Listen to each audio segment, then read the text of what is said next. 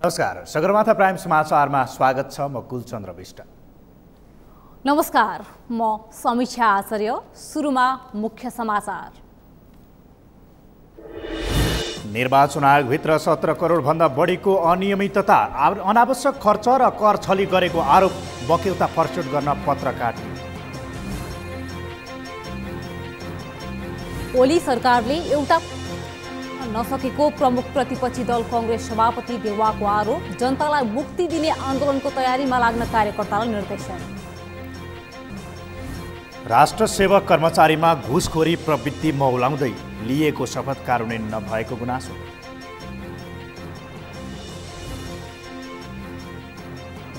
अमेरिकी राष्ट्रपति ट्रम्प विरुद्ध छानबिन गरेका अभियोजनकर्ता रोबर्ट मुलरको प्रतिवेदन सार्वजनिक। रुससँगको साँठगाँठबारे कुनै प्रमाण फेला नपरेको उल्लेख। र 8औं राष्ट्रिय खेलकुद अन्तर्गत आज भएको भलिबलमा नेपाली सेना र सशस्त्रको जित। फुटबलमा प्रदेश 5ले सशस्त्रलाई हरायो।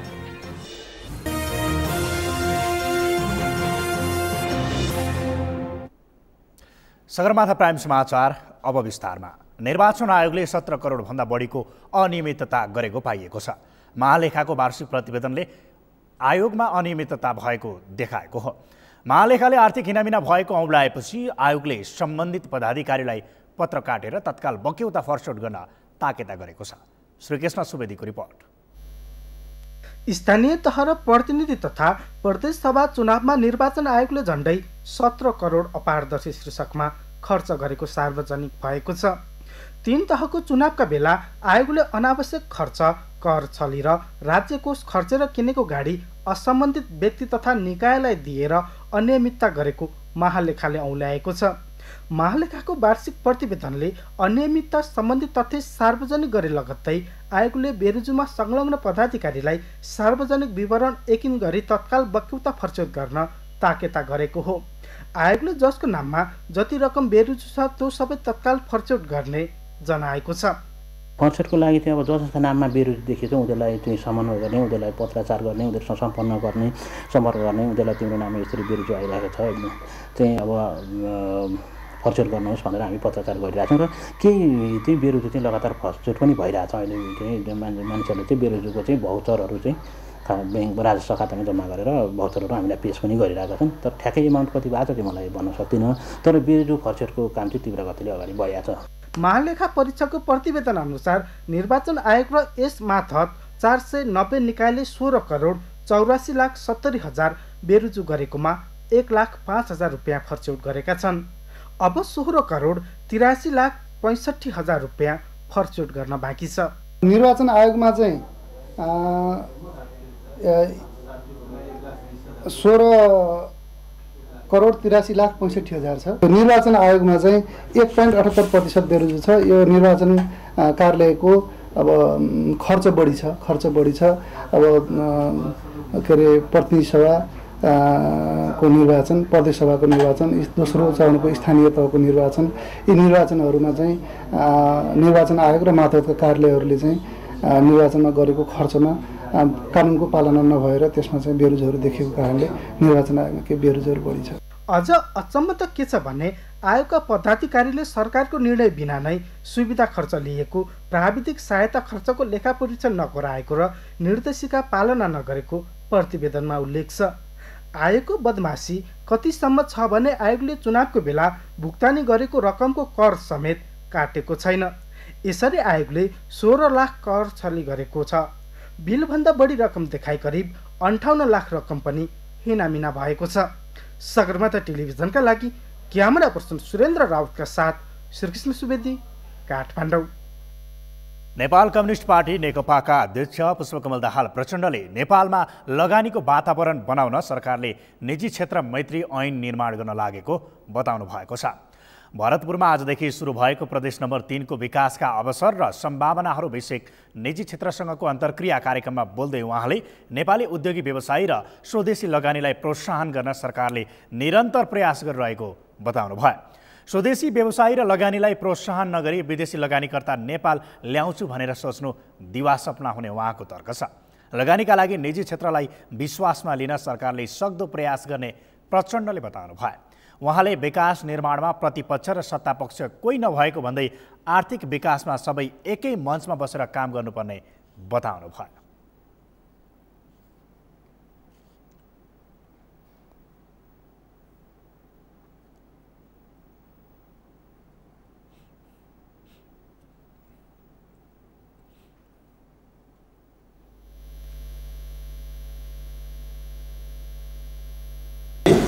हामीले यो परिवर्तनलाई उपयोगी रूपमा राष्ट्रको पक्षमा जनताको पक्षमा प्रभावकारी कार्यान्वयन गर्नै सक्दैनौँ।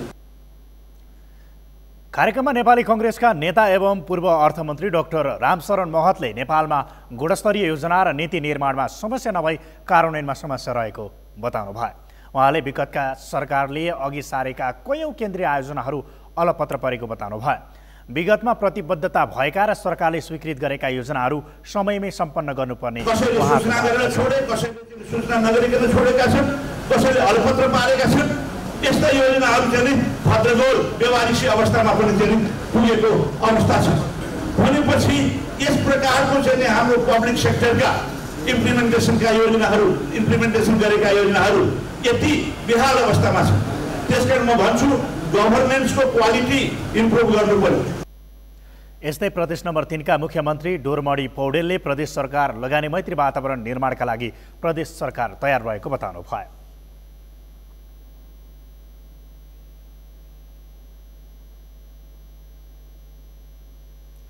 प्रमुख प्रतिपक्षी दल नेपाली कङ्ग्रेसका सभापति शेरबहादुर देउवाले केपी ओली नेतृत्वको वर्तमान सरकारले एउटा पनि राम्रो काम गर्न नसकेको आरोप लगाउनु भएको छ। कङ्ग्रेस सभापति देउवाले पत्रकार र शिक्षक लगायत सबैमाथि अन्याय अत्याचार गर्ने ओली नेतृत्वको सरकारबाट जनतालाई मुक्ति दिने गरी आन्दोलनको तयारीमा लाग्न कार्यकर्तालाई निर्देशन पनि दिनुभयो। नेपाल विद्यार्थी सङ्घको 49औं स्थापना दिवसको अवसरमा आज काठमाडौँमा आयोजना गरिएको कार्यक्रममा देउवाले निर्मला पन्तको हत्यारालाई कारबाही गर्नुको सट्टा बचाउ गर्ने, मूल्य बढाउने, जनतालाई करमाथि कर थोपर्ने जस्ता जनता विरोधी काममा ओली सरकार अग्रसर बनेको आरोप लगाउनु भयो। एउटा निर्मला हत्या, निर्मला जस्तो बालिकाको बलात्कार हत्यालाई कारबाही गर्नुपर्दा हत्यालाई बचाउने समेत काम गरिरहेको छ भनेदेखिलाई अरूतिर निर्मला मान्छेलाई कोटेर पिटेर चाहिँ जबरजस्ती साबित गराएर बयान दिएर अनि यो भनेर पाँच दफाले बसिरहेको तर चाहिँ दिने रिपोर्ट नमिले भनेर बाध्य भएर छोड्नु परेको छ। त्यसैले यो अरू महँगी यस्तो महँगी बढेको छ, करमाथि कर थुपारिएको छ। त्यसकारण एउटा पनि ओली सरकारले काम गरे भनेर भन्न सक्ने अवस्था छैन। उल्टा देशभरिमै सबै ठाउँमा पत्रकारलाई भोट दिनेदेखि लिएर सारा ठाउँमा यो शिक्षकहरूलाई यो मतहरूलाई सबैलाई दुःख दिने काम गरिएको छ। सभापति देउवाले विघटित नेपाल विद्यार्थी सङ्घको चाँडै पुनर्गठन गर्ने पनि बताउनु भएको छ। उहाँले नेतृत्वका लागि 32 वर्ष उमेर हद लागू गर्ने नगर्ने निर्णय नेभी सङ्घकै नेताहरूको परामर्शका आधारमा निर्णय लिने स्पष्ट पार्नुभयो। नेभी सङ्घको नेतृत्वको चयनमा अन्याय नगर्ने सभापति देउवाले प्रतिबद्धता जनाउनु भयो। विगतमा नेभी सङ्घले नेपालको परिवर्तनमा ठूलो भूमिका निर्वाह गरेकाले अझै यो शक्तिलाई क्रियाशील बनाउने उहाँले बताउनु भयो। आजै पोखरामा बीपी स्मृति भवनको उद्घाटन गर्दै कङ्ग्रेस सभापति शेरबहादुर देउवाले बालुवाटारभित्रको जग्गा किनबेच गर्ने कसैलाई नछाड्ने चेतावनी दिनुभयो। सरकारी जग्गा व्यक्तिको नाममा राखेर किनबेच गरेकोमा आपत्ति प्रकट गर्दै कङ्ग्रेसले जो कोहीलाई नछाड्ने बताउनु भयो। उहाँले सरकारको स्वामित्वमा रहेको जग्गा व्यक्तिको नाममा कसरी पुग्यो भन्ने, बेच्ने को हो किन्ने को हो भनेर प्रश्न समेत गर्नुभयो। सुमडा शमशेरको जग्गा तत्कालीन राजा महेन्द्रले अतिक्रमण गरेको स्मरण गर्दै किनबेच गर्न नपाइने जग्गा कसरी किनबेच भयो भनेर आश्चर्य प्रकट गर्नुभयो।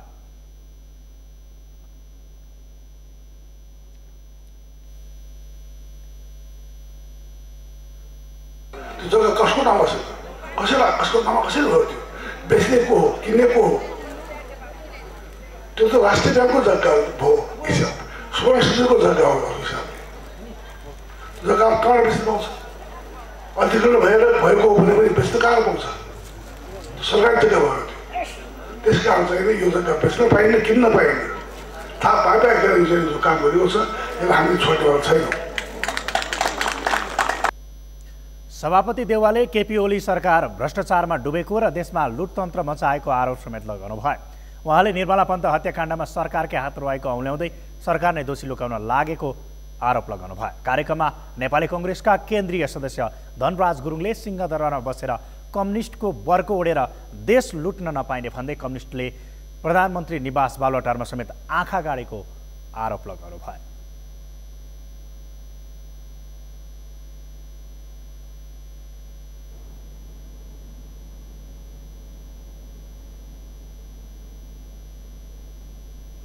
नेकपा क्रान्तिकारी माओवादीका वरिष्ठ नेता सीपी गजुरेलले वर्तमान सरकारले 2/3 बलमा संसदीय पद्धति र मर्यादालाई हस्तक्षेप गरेको आरोप लगाउनु भएको छ।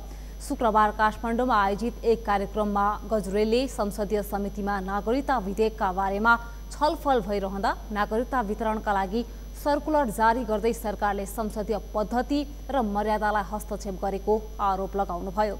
उहाँले भारतको चाहना अनुरूपमा नागरिकता वितरण कार्यलाई खुल्ला गरिएको र विधेयक पारित हुन लामो समय लागेको पनि बताउनुभयो। नेपालीहरूलाई नेपालभित्रै अल्पमतमा पार्ने भारतको षड्यन्त्रमा वर्तमान सरकार उहाँको भनाइ छ।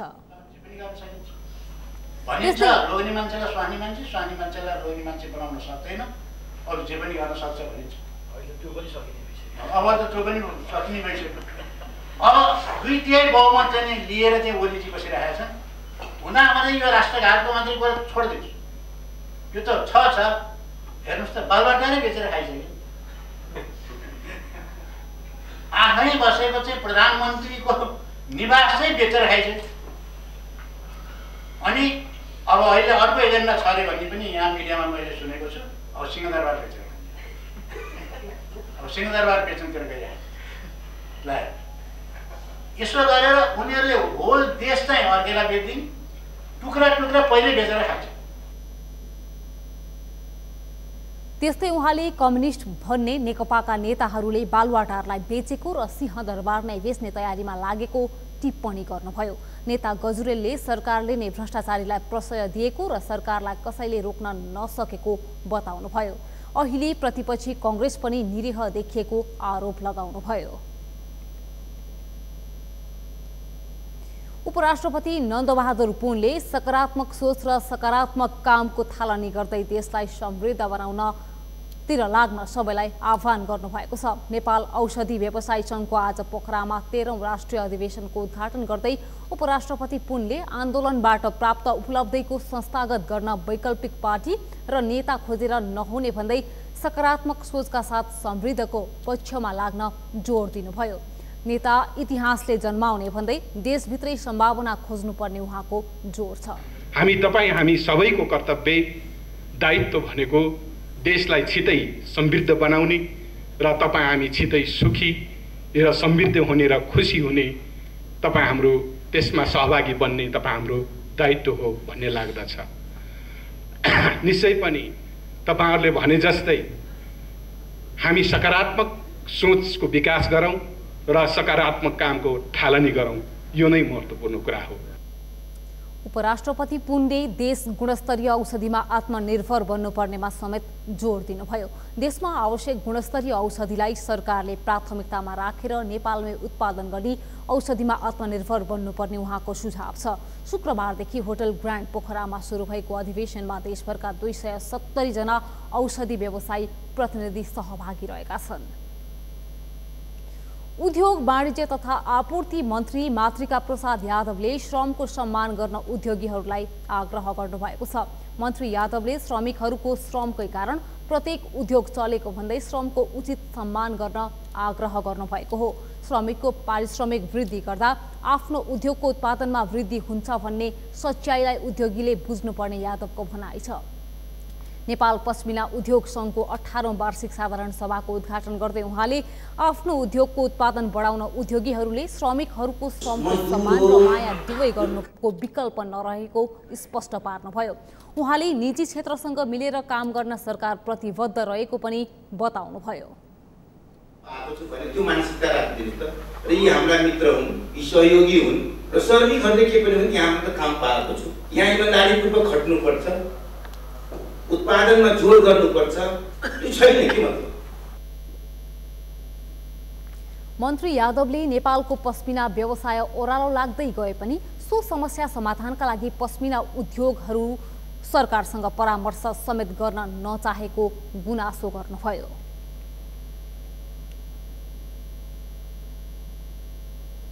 धर्मनिरपेक्षताको ब्यानर जलाउने क्रममा काठमाडौँमा प्रहरीले हस्तक्षेप गरी राष्ट्रिय प्रजातन्त्र पार्टीका दर्जन बढी नेता कार्यकर्ता पक्राउ गरेको छ। काठमाडौँको रत्न पार्कमा प्रहरीले प्रदर्शनमा सहभागी राप्रपाका 14 जना नेता कार्यकर्तालाई पक्राउ गरेको हो। प्रदर्शनका क्रममा धर्मनिरपेक्षको ब्यानरलाई अध्यक्ष कमल थापाले जलाउनु भएको थियो। विरोध सभामा राप्रपाका केन्द्रीय सदस्य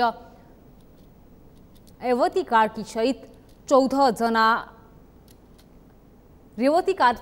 14 जना पक्राउ परेको राप्रपाले जनाएको छ।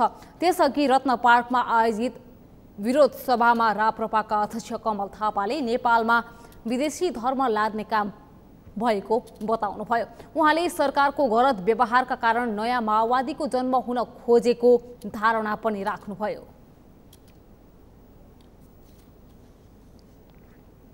विभिन्न 22 बुँदे माग राखेर सरकार विरुद्ध आन्दोलनमा उत्रिएको राप्रपाले घोषित विरोधका कार्यक्रम अन्तर्गत शुक्रबार धर्मनिरपेक्षता लेखेर ब्यानर जलाएको हो। राप्रपाले आजै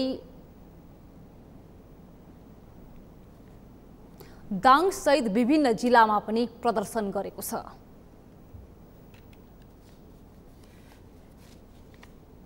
समाचारमा एकैछिन विश्रामपछि राष्ट्र सेवक कर्मचारीमा घुसखोरी प्रवृत्ति मौलाउँदै पछिल्लो 9 महिनामा झन्डै 150 कर्मचारी घुससहित पक्राउ। स्थानीय तहमा कर्मचारी अभाव, बजेट विनियोजन गरेका योजना तथा कार्यक्रम कार्यान्वयनमा कठिनाई। र 8औं राष्ट्रिय खेलकुद अन्तर्गत आज भएको भलिबलमा नेपाली सेना र सशस्त्रको जित। फुटबलमा प्रदेश 5ले सशस्त्रलाई हरायो।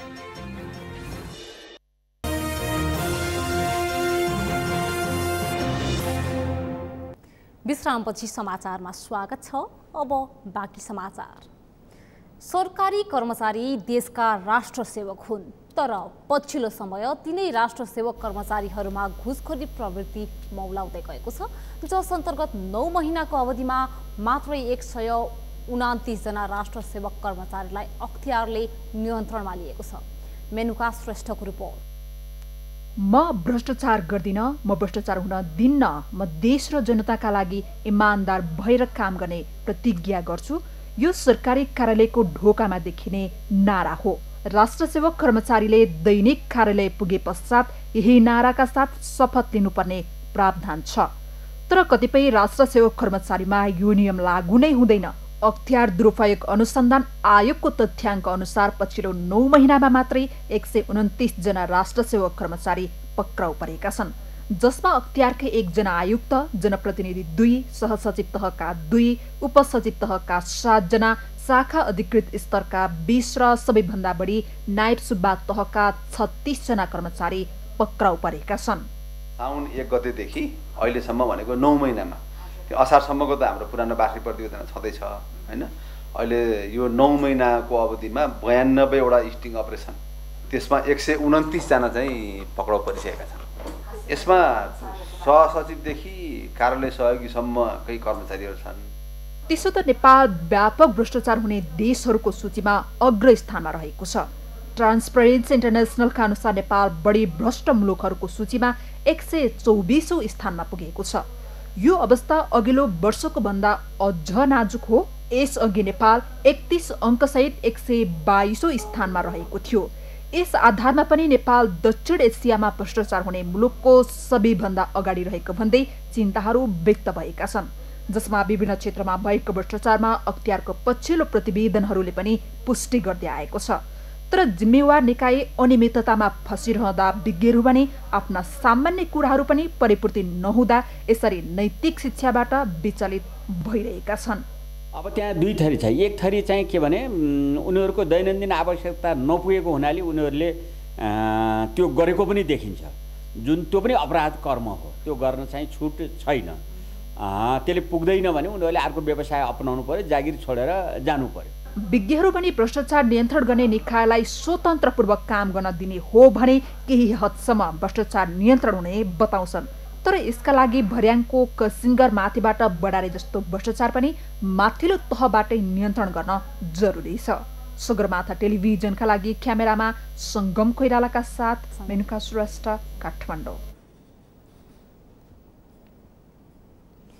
हालसालै हिमाली जिल्लामा सूचीकृत म्याग्दीमा कर्मचारी अभाव भएको छ। समायोजनसँगै कर्मचारी अभाव भएपछि स्थानीय तहले बजेट विनियोजन गरेका योजना तथा कार्यक्रम कार्यान्वयनमा कठिनाई भएको छ। म्याग्दीबाट सन्तोष गौतमको रिपोर्ट। म्याग्दीका स्थानीय तहमा कर्मचारी अभाव भएपछि प्रशासनिक सेवासँगै विकासे गतिविधि समेत प्रभावित भएको छ। समायोजनपछि म्याग्दीका स्थानीय तहमा कार्यरत कर्मचारी अन्यत्रै गएका छन् भने उनीहरूका ठाउँमा अन्य कर्मचारी आएका छैनन्, जसका कारण वडा तथा गाउँपालिकाका शाखा कार्यालय रित्तिन थालेका छन्। निजामती सेवामा म्याग्दीका कर्मचारी न्यून भएकाले समायोजनका क्रममा घर पाएक स्थानीय तह रोज्ने कर्मचारी नभएको बताइएको छ। यसकारण समेत कर्मचारी अभाव भएको हो। जिल्लाको बेनी नगरपालिका बाहेकका अधिकांश स्थानीय तहमा कर्मचारी अपुग हुँदा सेवा प्रभावित हुन थालेको छ। भएका कर्मचारी पनि अन्त जाने, यहाँ कोही पनि नआउने स्थिति भएको छ। लेखा अधिकृतको दरबन्दी छ, कोही पनि समायोजन भएनन्। लेखाको 2 जना चाहिँ लेखापाल र सलेपाको प्रदेशमा समायोजन भएको छ। अब उहाँहरू पनि चिठी बुझिसक्नु भएको छ, 21 दिनभित्र जाने अवस्था छ। त्यसपछि को आउने भन्ने पनि टुङ्गो छैन। प्राविधिकतर्फ इन्जिनियर, शिक्षा लगायत चाहिँ अन्य अधिकृत दरबन्दीमा पनि कोही पनि कर्मचारी नआएको स्थिति छ। विभिन्न तहका 17 जना कर्मचारीको दरबन्दी भएको म्याग्दीकै विकट धौलागिरी गाउँपालिकामा हाल 6 जना मात्र कर्मचारी छन्। गाउँपालिकाको 7 वटा वडा 1 जना प्राविधिक सहायक र 1 जना सचिवको भरमा चलेका छन्। मालिका, मङ्गला, रघुगङ्गा र अन्नपूर्ण गाउँपालिकामा कार्यरत कर्मचारी समायोजनपछि घटेका छन्। रघुगङ्गा, अन्नपूर्ण र मङ्गला गाउँपालिका लेखापालविहीन भएका छन्। लेखापाल नै नभएपछि विभिन्न योजना तथा कार्यक्रमको भुक्तानी दिन सकिएको छैन। कर्मचारीको तलब समेत भुक्तानी गर्न नसकिँदा वित्तीय तथा भौतिक प्रगति अपेक्षाकृत हुन सकेको छैन। 11 करोड 24 लाख पुँजीगत बजेट हो र यसमा चाहिँ अहिलेसम्म हाम्रो 2 करोड जति खर्च भएको छ। करिब यो भनेको चाहिँ 20% हाराहारीमा हुन आउँछ। यो चाहिँ फागुन मसान्तसम्मको डाटा अनुसार र अब यो चैत, वैशाख र जेठ महिनामा धेरै योजनाहरू चाहिँ अब भुक्तानीको प्रक्रियामा रहेको हुनाले चाहिँ हाम्रो प्रगति तेस्रो चौमासिकमा चाहिँ बढी प्रगति देखिन्छ। वडा सचिव नभएपछि पञ्जीकरणको काम प्रभावित भएको छ। 8 वटा वडा रहेको रघुगङ्गामा कर्मचारी समायोजनपछि 2 जना मात्र कायम भएका छन्। 8 वटा वडा रहेको अन्नपूर्ण गाउँपालिकामा 2 जना मात्र छन्। 7 वटा वडा रहेको मालिकामा पनि 2 जना मात्र सचिव कायम भएका छन्। 5 वटा वडा रहेको मङ्गला गाउँपालिकामा 1 जना मात्र सचिव छन्। लेखापालक र सहायक लेखापालक सरुवा भएर गए पनि अरू आएका छैनन्। अर्को व्यवस्था नहुँदासम्म चालु आर्थिक मसान्तसम्म भएका कर्मचारीलाई साबिककै कार्यालयमा काम गर्ने वातावरण बनाउनु पर्ने स्थानीय तहका जनप्रतिनिधिहरूको माग छ। हिमाली जिल्ला घोषणा गर्दा यो धौलागिरी गाउँपालिकालाई अर्को विशेष क्षेत्रमा नराख्दिनसम्म हाम्रोमा यहाँ चाहिने आवश्यक कर्मचारीहरू पनि आउँदैनन् र हामीले जनतालाई दिनुपर्ने सेवा सुविधाहरू, सुशासन प्रवाह गर्नेदेखि र सबै कुरा भने जस्तै चुस्त ढङ्गले दिन सक्दैनौँ। संघीय सरकारले लोकसेवा आयोगबाट छिटो कर्मचारी भर्ना गरेर पठाउने, प्रदेश लोकसेवा आयोगको काम छिटो अघि बढाएमा स्थानीय सरकार भनिएका स्थानीय तह प्रभावकारी र व्यवस्थित हुने थिए। अन्यथा वर्तमान व्यवस्थाप्रति नै जनताको वितृष्णा नबढ्ला भन्न सकिन्न। सगरमाथा टेलिभिजनका लागि म्याग्दीबाट सन्तोष गौतमको रिपोर्ट। पछिल्लो समय जुनसुकै क्षेत्र अतिक्रमणको चपेटामा परेको छ। यही अतिक्रमणको चपेटाबाट पैदल यात्रुका लागि तय गरिएको फुटपाथ पनि बस्न सकेन। यो देशभरको समस्या हो। त्यसमा पनि सबैभन्दा बढी पीडित काठमाडौँवासी हुने गरेका छन्। फुटपाथलाई व्यवस्थित बनाउन नसक्दा बाटो हिँड्नेलाई समस्या बढ्दै गएको छ। सन्तोष बीके थापाको रिपोर्ट। अन्तर्राष्ट्रिय स्तरको सडक निर्माण गर्दा फुटपाथ अर्थात् पैदल यात्रीलाई लक्षित गर्दै बाटो बनाइएको हुन्छ। यसको उचित व्यवस्थापन नहुँदा पैदल यात्री तथा सवारी चालक सबैलाई समस्या पर्ने गरेको छ। यही समस्या यति बेला देशको राजधानी काठमाडौँमा बस्ने सर्वसाधारणले भोग्ने गरेका छन्। धेरै ठाउँमा फुटपाथ बनाइएको छैन भने भएका ठाउँमा पनि विभिन्न बहानामा भएको अतिक्रमणले समस्या उत्पन्न भएको छ। युवादेखि परै उसम्म नै यत्तिकै हो टन्न पसल हुँदैन अब यस्तो यहाँतिर भरे 5 बजे 6 बजे आउनु यहाँ कहाँ हिँड्ने ठाउँ होइन यता नि हुन्छन् यता नि हुन्छन्। सडक छेउका घरधनीहरूले निजी भौतिक संरचना निर्माणका नाममा फुटपाथलाई कब्जा नै गरेका छन्, जसका कारण सर्वसाधारण कष्टपूर्ण यात्रा गर्न बाध्य छन्। निजी प्रयोजनका भौतिक संरचना निर्माणको नाममा यसरी सार्वजनिक फुटपाथलाई सावधानी बोर्ड राखेर निर्माण कार्य अगाडि बढाउनु कतिसम्मको जायज कुरा हो? पैदल यात्री मात्र होइन, उसमा के अरे कहिलेकाहीँ बाटै जाम हुने अवस्था पनि भइरहेको छ। म रेगुलर यही बाटो हिँड्ने भएकोले यो अहिले राम्रो विषय उठाउनु भएको छ र यस्तो जस्तो पार्किङ गर्ने, पसल गर्ने अथवा उसमा के अरे हामी सवारी साधन प्रयोगकर्ताले पनि आफ्नो बाटोमा सही ठाउँमा हिँड्दा राम्ररी हिँड्दाखेरि बेटर राम्रो हुन्छ जस्तो लाग्छ। काठमाडौँलाई नमुना सहर बनाउने योजना महानगरले पटक पटक सर्वसाधारणलाई सुनाएको छ, तर यी प्रतिबद्धता भोट माग्ने बहाना मात्र बनेको सर्वसाधारणकै गुनासो छ। जिम्मेवार भएर फुटपाथको व्यवस्थापन गर्नुपर्ने बेलामा महानगरका जनप्रतिनिधि भने चुनौतीपूर्ण भन्दै पन्छिन थालेका छन्। पूर्ण रूपमा निर्मूल पार्नलाई हामीलाई गाह्रै भइरहेछ। यहाँ त एउटा नाङ्लो पसल राखेर भए पनि आफ्नो जीवन आफ्नो परिवार पाल्न सक्ने छ, किनभने यो त महानगरपालिका भयो, नेपालकै उपत्यका भयो होइन। यसलाई निर्मूल पाल्न गाह्रो छ, तर हामीले चाहिँ एउटा समय तोकिदिएको छु। त्यो समयमा मात्र उहाँहरूले काम गरिदिनु भएको भए उहाँहरूको पनि जीविका चल्थ्यो, महानगरपालिका पनि सफा हुन्थ्यो भन्ने चाहिँ हाम्रो सोचाइ हो। काठमाडौँ महानगरको बेवास्ताका कारण राजधानीका व्यस्त सडकहरू अतिक्रमणमा पर्दै गएका छन्। फुटपाथमा हुने व्यापार छाडा छोडिएका चौपायाको व्यवस्थापनमा महानगरले प्रभावकारी कदम चाल्न सकेको छैन। नयाँ बनाउने कुरा तत्काल सम्भव नभए पनि भएका संरचना जोगाउन नसक्दा अपाङ्गता भएका व्यक्तिलाई आवत जावत गर्न असजिलो त भएकै छ। दैनिकी गुजार्न विभिन्न काम गर्ने सर्वसाधारण पनि समस्यामा परेका छन्। त्यसमा पनि फुटपाथमा गरिने पार्किङ सबैभन्दा जोखिमपूर्ण छ। यस्ता समस्याको समाधानका लागि महानगरले प्रभावकारी योजना ल्याउन जरुरी छ। काठमाडौँका सडकहरूमा देखिने दृश्यहरूको यो त एउटा प्रतिनिधि उदाहरण मात्र हो, जहाँको सवारी पार्किङले पैदल यात्रुहरू हिँड्नका लागि बनाइएको फुटपाथलाई पूर्ण रूपले कब्जामा लिएको छ। यस्ता दृश्यहरू काठमाडौँका हरेक चोक गल्ली र सडकहरूमा प्रशस्त रूपले देख्न सकिन्छ, जहाँको सवारी पार्किङले पैदल यात्रुहरूलाई सहज र सुरक्षित यात्रा गर्नबाट वञ्चित गरेको छ। यसतर्फ सम्बन्धित निकायको ध्यान जानैपर्छ र सुनवाई पनि हुनैपर्छ। यसका लागि हामी निरन्तर खबरदारी गरिरहनेछौँ। सगरमाथा टेलिभिजनका लागि क्यामेरामा उत्सव वाग्ले र आर्यन खड्काका साथमा सन्तोष बिके थापा, काठमाडौँ। यसै सन्दर्भमा आज हामीले सगरमाथा जनबोलीमा सर्वसाधारणलाई सोधेका थियौँ, फुटपाथ अतिक्रमण रोक्न कसले के गर्नु पर्ला? हेरौँ सर्वसाधारणको प्रतिक्रिया उनीहरूको शैलीमा।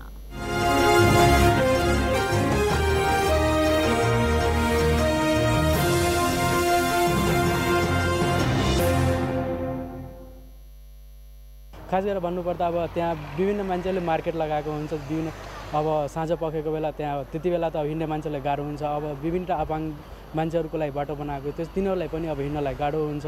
अब त्यस्तोमा के हुन्छ, महानगरपालिकाले अब त्यस्तोमा अलि अब हेरचाह गर्नुपर्छ। तिनीहरूले अब मेन त हामीले अवेरनेस छ नि, त्यसलाई इस्टाब्लिस गर्नुपर्छ। यस्तो पसलहरू खुलाउने, यस्तो फुटपाथमा राख्नुको सट्टा सानो पसलहरू बरु खुलाउने, बस्ने, त्यही हो। महानगरपालिकाले नि अलिक कडा गर्नु पर्यो, त्यस्तै हो। त्यसको लागि त अब सरकार निकायले नै गर्नुपर्छ सर त्यो र अनि जनचेतनामूलक पनि एउटा चाहिन्छ। दुर्घटना हुन्छ, अब मान्छे चाहिँ ड्राइभिङले उसको मोडमा आएको हुन्छ र मान्छे दुर्घटना हुनसक्छ। यसले चाहिँ अब जनचेतना पनि एउटा जोगाउनु पर्छ। अब त्यसको लागि त अब सरकारी निकायबाट कुनै ठोस उहरू गर्नुपर्छ। अब त्यसको लागि केही गर्नु पर्यो, कसैले गरे भने त्यसलाई अब फाइन लगाएर अथवा केही गर्नु पर्यो। त्यही प्रशासन अलिक तगडा गरेर यो फुटपाथमा चाहिँ हिँड्ने व्यक्तिहरूलाई चाहिँ कुनै पनि बाधा नपर्ने गरेर यो अतिक्रमणलाई चाहिँ रोकेर कारवाही गर्नुपर्ने थियो, तर गर्न सक्दैन यो सरकारले। अब महानगरपालिकाले नियमहरू कानुनहरू लिएर आएर यसलाई के गर्नुपर्ने हो, त्यो हिसाबले उ गर्नुपर्यो। नागरिकलाई व्यवस्थित गर्नुपर्ने, बाँच्ने आधार सिर्जना गर्नुपर्ने आधारभूत कुराहरू हुन्, यी राज्यले पुरा गर्नुपर्ने हो। जनता लगायत यो के भन्छ यहाँका मान्छेहरूले चाहिँ मान्य मन्त्रीहरूले चाहिँ त्यसमा नजर पुर्याउनु पर्ने हो, हेर्नुपर्ने हो। यस जनबोलीका प्रायोजक हो आफ्नो विश्वास हो त्रिशक्ति सिमेन्ट। नेपाल सरकारले राष्ट्रसङ्घको सहयोगमा जापानको क्युसु इन्स्टिच्युट अफ टेक्नोलोजीसँग मिलेर बनाएको पहिलो नेपाली स्याटेलाइट प्रक्षेपणलाई नयाँ युगको सुरुवात भनेको छ, जुन 1 किलो 300 ग्राम तौलको छ। यसले खिचेका तस्बिर र सूचनाले सम्बन्धित ठाउँको मौसम सम्बन्धी प्रारम्भिक अवस्था अध्ययन बाहेकको उपयोगिता देखिँदैन। Sony psycho report. नेपाल विज्ञान तथा प्रविधि प्रज्ञा प्रतिष्ठान नास्टका अनुसार नेपालको यो पहिलो अन्तरिक्ष अनुभव हो। यो स्याटेलाइट अन्तरिक्ष नियन्त्रण कक्षमा पुगेपछि 1 महिना इन्टरनेसनल स्पेस स्टेसनमा नै रहनेछ। 1 महिनासम्म अन्तरिक्ष यात्रीहरूले यसलाई परीक्षण गर्नेछन्। प्राविधिक परीक्षणपछि यो स्याटेलाइटले पृथ्वीको सतहबाट तथ्याङ्क उठाउन सुरु गर्नेछ। बढीमा 3 महिना आयु रहेको यो स्याटेलाइट पृथ्वीबाट करिब 400 किलोमिटर टाढा नेपालको आकाशमाथि दैनिक 5 देखि 10 मिनेटसम्म रहने दाबी वैज्ञानिकहरूको छ। न्यानो स्याटेलाइटले खिच्ने तस्बिरबाट हावाहुरी, बाढी, प्रकोपदेखि नदीनाला र हिमाल सम्बन्धी विस्तृत अवस्था पत्ता लगाउन सजिलो हुने दाबी गरे पनि यो स्याटेलाइट यति धेरै सूचना पठाउन सक्षम छैन। यसको क्यामेराको गुणस्तर र क्षमता कम छ र नेपालको आफ्नै ग्राउन्ड स्टेसन समेत नभएको अवस्थामा नेपालले अमेरिका अथवा जापानको सूचना प्रणालीबाट सूचना लिनुपर्ने अवस्था छ। नेपाल सरकारको एउटा पूर्व शर्तहरू छन् हैन। हामीले कुनै पनि चिज नयाँ खरिद गर्नु पर्यो भने त्यसको लागि चाहिने आवश्यक पुरै योजनाहरू तयार गर्नुपर्ने हुन्छ। त्यसको व्यवस्थापकीय केही ढिलासुस्तीहरू हामीले पनि अनुभव नगरेका होइनौँ, तर पनि हामीलाई त्यो प्रेसर लिएरै अब हामी के गर्न चाहिरहेका छौँ भने हामीले विज्ञापन गरिसकेका छौँ। टेन्डरमा केही बिडरहरूले फर्म लगिसकेका छन्, उहाँहरूले लिएर आउँदै हुनुहुन्छ हैन। त्यस पछाडि लगत्तै हामी त्यसको इभ्यालुएसन गरेर टुङ्ग्याएर उहाँहरूलाई आशय पत्र दिन्छौँ र त्यसो हिसाबले चाहिँ हामी जेठको 15-20 सम्ममा चाहिँ हाम्रो ग्राउन्ड स्टेसन नास्टमा निर्माण गर्न सक्छौँ। नेपालले आफ्नै स्याटेलाइट प्रक्षेपण गरेपछि के अब मौसमको ठीक पूर्वानुमान गर्न सक्ने अवस्था छ त? यो प्रश्नमा नास्टका वैज्ञानिकहरू नै स्पष्ट छैनन्। यसले सामान्य जानकारी मात्र दिने र कुन ठाउँमा के भइरहेको छ भन्ने मात्र विश्लेषण गर्न सकिने भएकाले ठ्याक्कै क्षेत्र तोकेर पूर्वानुमान गर्न सकिँदैन। यसका लागि अन्य शक्तिशाली स्याटेलाइटको मद्दत लिनुपर्ने हुन्छ। हामी ग्राउन्ड स्टेसन मार्फत त्यो स्याटेलाइटसँग कम्युनिकेसन स्थापित गर्छौँ र त्यहाँबाट नेपालको भूभागमा त्यो सेटेलाइट भएको बेलामा प्राप्त हुने फोटोग्राफिक इमेजहरू चाहिँ हामी हाम्रो स्टडीका लागि चाहिँ प्रयोग गर्न सक्छौँ, तर त्यो कुनै व्यावसायिक प्रयोजनका लागि ती फोटोहरू प्रयोग गर्न सकिँदैन। नेपाल चाहिँ स्पेस एजमा प्रवेश गर्नुभन्दा अगाडि हाम्रो क्षमता अभिवृद्धिका लागि हाम्रो प्रेजेन्स स्पेसमा भयो। हाम्रो यो चाहिँ अनुसन्धान र क्षमता अभिवृद्धिका लागि गरिएको पहिलो प्रयास हो। नास्टले नेपाली वैज्ञानिकको अग्रसरतामा बनेको र अमेरिकाबाट प्रक्षेपण भएको नेपाली भू उपग्रह अन्तरिक्ष कक्षमा पुगेको भन्दै उत्सव मनाए पनि यसको उपयोगिता खासै देखिएको छैन। बरु उल्टै विज्ञहरूले यो न्यानो स्याटेलाइटले सङ्कलन गर्ने सूचना दुरुपयोग हुन सक्ने खतरा औल्याइरहेका छन्। सानो भू उपग्रह प्रक्षेपणपछि ठुलो भू उपग्रह प्रक्षेपणका लागि हौसिएका वैज्ञानिकहरू अहिले पर्याप्त बजेट, जनशक्ति, सरकारी प्रतिबद्धता र पलायन भइरहेका वैज्ञानिकहरूलाई रोक्न कार्यक्रम ल्याउन राज्यलाई नैतिक दबाब दिइरहेका छन्। सगरमाथा टेलिभिजनका लागि क्यामेरामा अमित मचामसीका साथ सोनी शाही, काठमाडौँ। बैतडीलाई साक्षर जिल्ला घोषणा गरिएको छ। शिक्षा विज्ञान तथा प्रविधि मन्त्री गिरिराज मणि पोखरेलले बैतडीलाई साक्षर जिल्ला घोषणा गर्नुभएको हो। साक्षर जिल्ला घोषणा गर्ने तयारी भएको झन्डै 1 वर्षपछि 49औं साक्षर जिल्ला घोषणा गरिएको हो।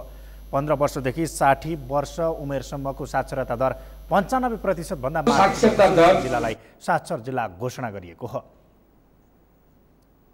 गर्न सकिने राष्ट्रिय मापदण्ड पूरा भएकाले सबैको सहभागिता र सहमतिमा साक्षर बैतडी जिल्ला घोषणा गरिएको छ।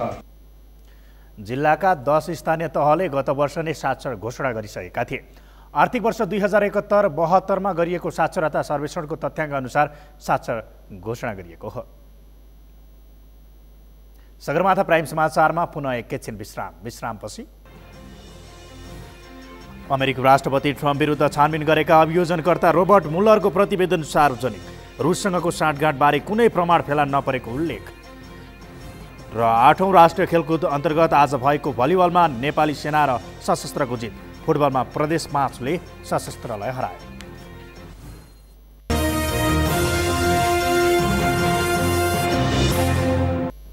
अब पालो अर्थ समाचारको। अर्थ समाचारका प्रायोजक हो आफ्नो विश्वास हो त्रिशक्ति सिमेन्ट। सरकारले कर्णाली प्रदेशका 10 जिल्लामा कृषि क्षेत्र विकास कार्यक्रम सुरु गरेको छ। कृषि तथा पशुपन्छी विकास मन्त्री चक्रपाणी खनालले एक कार्यक्रमका बीच कृषि क्षेत्र विकास कार्यक्रम शुभारम्भ गरेको घोषणा गर्नुभयो। कर्णाली प्रदेशको सुर्खेत, हुम्ला, डोल्पा, मुगु, कालीकोट, जुम्ला, जाजरकोट, रुकुम, दैलेख र सल्यान गरी 10 वटा जिल्लामा दोस्रो चरणमा सुरु गरिएको कार्यक्रमका संयोजक राजेन्द्र भारीले जानकारी दिनुभयो। नेपाल सरकार कृषि विकासका लागि अन्तर्राष्ट्रिय कोष, स्विस विकास नियोगको सहयोगमा सञ्चालित कार्यक्रम 6 वर्षसम्म चल्नेछ। कार्यक्रममा मन्त्री खनालले 35,000 विपन्न वर्गको घरधुरीलाई पोषणयुक्त खाद्यान्न उपलब्ध गराउने गरी सुरु गरिएको बताउनुभयो। उहाँले नेपालमा भोकमरी नभएको उल्लेख गर्दै पोषणयुक्त खाद्यान्नको अभाव नहुने गरी सो कार्यक्रम अघि बढाउनु पर्नेमा पनि जोड दिनुभएको थियो। सरकारले यसअघि पनि कर्णाली प्रदेशका ती जिल्लाहरूमा कृषि क्षेत्र विकास कार्यक्रम सञ्चालन गरिसकेको छ, तर सो कार्यक्रम लक्षित समुदायमा नपुगेको उल्लेख गर्दै मन्त्री खनालले अबको कार्यक्रम भने लक्षित समुदायको हितमा केन्द्रित हुने विश्वास व्यक्त गर्नुभयो।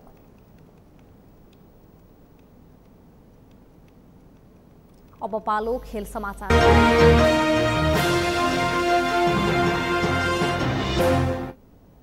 आठौं राष्ट्रिय खेलकुद प्रतियोगिता अन्तर्गत आज भएको भलिबल र फुटबलका विभागीय टोली बलियो देखिएका छन्।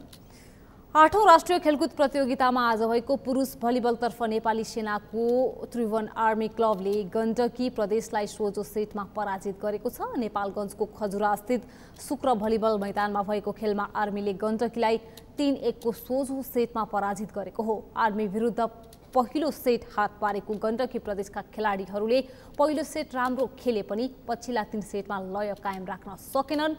भलिबलको आज बिहान भएको पहिलो खेलमा अर्को विभागीय टोली सशस्त्र प्रहरी बलको एपीएफले आयोजक प्रदेश नम्बर 5 लाई 3-0 को सोझो सेटमा पराजित गरेको हो। त्यस्तै बिहान भएको महिला भलिबलतर्फ पहिलो खेलमा एपीएफले प्रदेश नम्बर 1 लाई 3-0 को सोझो सेटमा पराजित गरेको थियो, जसमा एपीएफले 3 सेटमा प्रदेश 1 लाई 10 अङ्कभन्दा बढी जोड्न दिएन। त्यस्तै महिला भलिबलको दोस्रो खेलमा प्रदेश नम्बर 3 ले प्रदेश नम्बर 2 लाई 3-0 को सोझो सेटमा पराजित गरेको छ। यसैबीच आठौं राष्ट्रिय खेलकुद प्रतियोगिता अन्तर्गत पुरुष फुटबलमा प्रदेश नम्बर 5 ले विभागीय टोली सशस्त्र प्रहरी बलको टोली एपीएफलाई पराजित गरेको छ। खजुराको डी गाउँमा आज भएको खेलमा प्रदेश 5 ले एपीएफलाई 3-2 गोल अन्तरले पराजित गरेको हो। एपीएफ विरुद्ध प्रदेश 5 का लागि पूर्णबहादुर गुरुङ, विवेक पुन र सञ्चु सेनले समान 1-1 गोल गरेका हुन्। विभागीय टोली एपीएफ का लागि आशिष लामा र प्रदीप लामाले 1-1 गोल गरे। पहिलो हाफमा एपीएफले अग्रता लिए पनि अग्रता जोगाइराख्न नसक्दा विभागीय टोलीले खेल सुम्पिन पुग्यो। एपीएफ का लागि खेलको 18औं मिनेटमा आशिषले गोल गर्दै सुरुवाती अग्रता दिलाएका थिए। त्यस्तै 26औं मिनेटमा प्रदीपले गोल गर्दै एपीएफको अग्रता दोब्बर बनाएको थियो। प्रदेश 5 का लागि खेलको 40औं मिनेटमा पूर्णबहादुरले, 43औं मिनेटमा विवेकले र खेलको 76औं मिनेटमा सञ्जुले गोल गर्दै टिमलाई जित दिलाएका हुन्। अब मौसम सम्बन्धी जानकारी। मौसम समाचारका प्रायोजक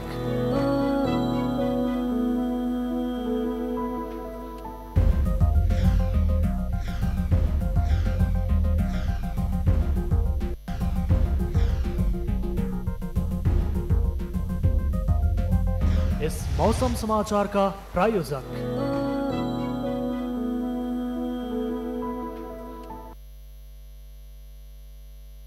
को अन्त्यमा छौं। अन्त्यमा मुख्य समाचार फेरि एकपटक।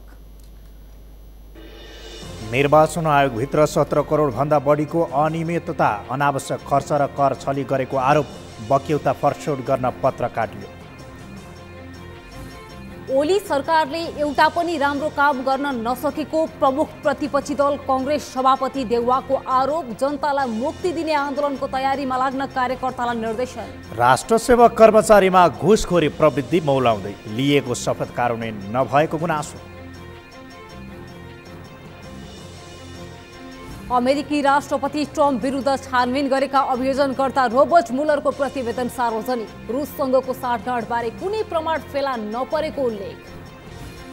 र 8औं राष्ट्रिय खेलकुद अन्तर्गत आज भएको भलिबलमा नेपाली सेना र सशस्त्रको जित। फुटबलमा प्रदेश 5ले सशस्त्रलाई हरायो। हवस् त सगरमाथा प्राइम समाचार अहिलेलाई सकियो। तपाईँ समाचार बुलेटिनका साथै सगरमाथा टेलिभिजनका सम्पूर्ण कार्यक्रम www.sagarmatha.tv मा पनि पढ्न र हेर्न सक्नुहुनेछ। साथै युट्युबमा youtube.com/sagarmatha TV नेपालमा हेर्न सक्नुहुनेछ। मोबाइलमा प्ले स्टोर तथा एप स्टोरमा गई सगरमाथा टिभी एप डाउनलोड गरी हामीलाई प्रत्यक्ष हेर्न सक्नुहुनेछ। साथै तपाईँ हामीलाई फेसबुकमा पनि facebook.com/STV नेपालमा फलो गर्न सक्नुहुनेछ। समाचारको शिखर, नेपालको गौरव, नेपालको पहिलो न्युज च्यानल सगरमाथा टेलिभिजन हेर्दै गर्नुहोला। नमस्कार।